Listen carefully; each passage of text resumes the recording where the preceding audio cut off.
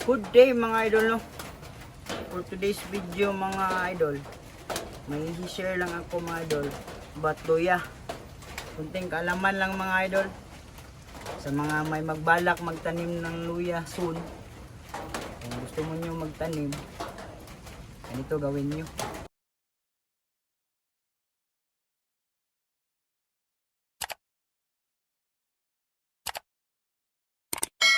Tapos may share lang ako mga idol. Sa luya mga idol, hindi ibig sabihin kung gusto mo ng ganitong laman kalaki is 3.5 kilos mga idol. Hindi ibig sabihin nun malaki din yung itatanim mo. Sa luya kasi mga idol, hindi yan sa palakihan ng ina. Kung sa tawagan sa amin sa Bisaya is ina yung tinanim mo ba, yun, hindi yun ibig sabihin malaki yung tinanim mo, malaki din yung laman. Kasi sa luya mga idol, isa lang talaga yan ang magdadala ng laman mga idol. Tulad nito mga idol, oh. Ito yung ina niya mga idol. Ito yung tinanim ko mga idol, oh. As you can see mga idol, iba kulay niya kasi ito yung tinanim ko noon. Ito na yung mga laman niya. Ito. Yan. Ganito kasi yung luya mga idol. May tutubo dyan na laman. Yan yung magpaparami. Isa lang talaga ang tutubo dyan mga idol at magpaparami. Kaya yun yung sinasabi ko na kahit malaki pa yung itanim mo, isa lang talaga ang magdadala niyan. Isa lang talaga ang magdadala ng laman.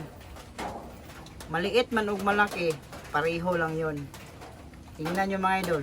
Ito yung ina mga idol. Ito yung tinanim ko noon mga idol. Kita ko mga idol ha. Oh.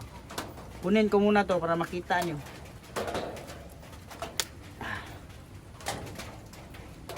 Oh. Ito yung ina niya mga idol. Yung tinanim. Oh. As you can see mga idol. Ito lang talaga yan. Tapos ito yung laman niya.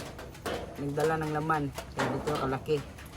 Kukunin ko mga idol ha, para makita yung talaga na ito lang yung tinanim. Tapos ito yung laman niya. O diba? Ito lang yung tinubuan niya mga idolo ng laman. Ito.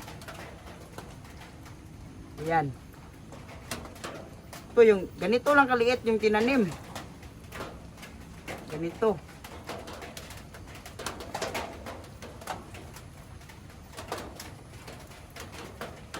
Kaya hindi sabihin yan mga idol. At pag malaki yung tinanim mo, malaki na. Tingnan nyo to mga idol. Oh. Ito lang yung tinanim. Tapos ito na yung laman. Kung isipin nyo mga idol,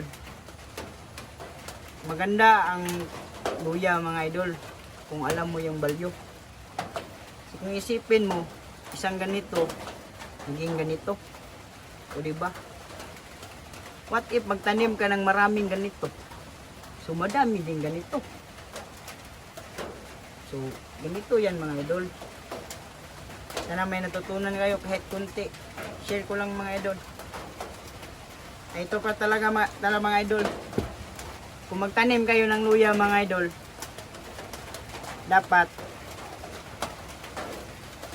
ganito yung lupa, oh. Maitim, tapos para siyang buhangin. Ito, wow. Hindi yung parang maputik na lupa. Hindi yung gusto ng luya mga idol. Ito yung gusto ng luya mga idol. Maitim, tapos para siyang buhangin. Yan ang gusto ng luya. Tanim kayo mga idol, hanap kayo ng ganito na lupa. So yun lang mga idol. Sa next video ko mga idol, papakita ko sa inyo kung ilan ang magagawang pangtanim nito. Thank you for watching po. God bless all.